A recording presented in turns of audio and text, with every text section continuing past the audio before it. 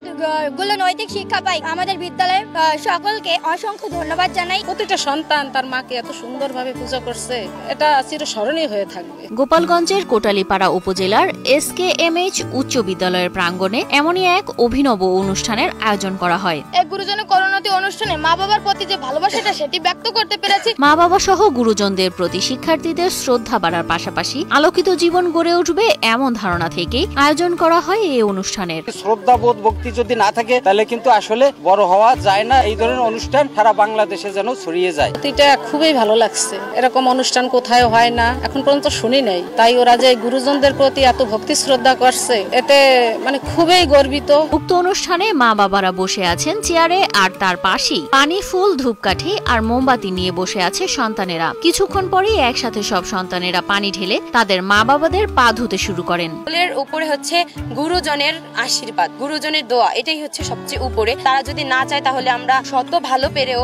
আমরা লক্ষ্য অর্জন করতে পারবো না। পা ধোয়া শেষে তা কাপড় দিয়ে মুছে দিয়ে মোমবাতি আর আগরবাতি জ্বালিয়ে ফুল ছিটিয়ে আশীর্বাদ নেন সন্তানেরা। সন্তানদের এমন ভক্তি দেখে মা বাবারা অশ্রুসিক্ত হয়ে পড়েন। মা বাবাকে জড়িয়ে ধরে আবেগে আপ্লুত হন সন্তানরাও।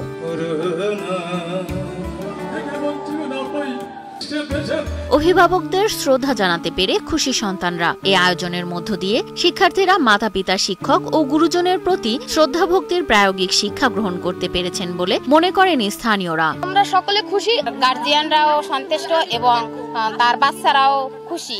তারা যে একটা এখানে অনুভূতির সৃষ্টি হয়েছে, এই অনুভূতির কারণে তাদের মনে একটা দোলা দিয়েছে। কোটি মানুষের আস্থার ভালোবাসায় 11 বারের মতো দেশের 1 নম্বর রেফ্রিজারেটর ব্র্যান্ড ওয়ালটন।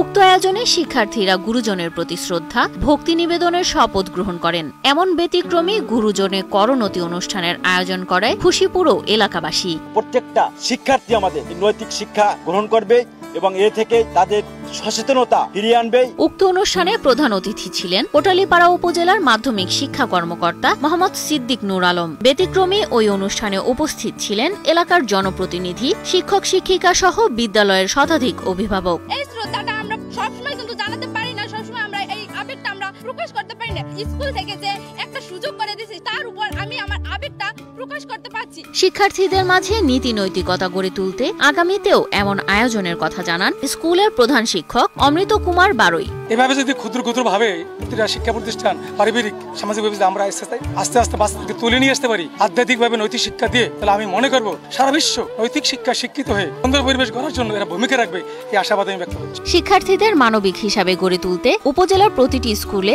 এমন আয়োজনের কথা জানান উপজেলা শিক্ষা কর্মকর্তা মোহাম্মদ সিদ্দিক।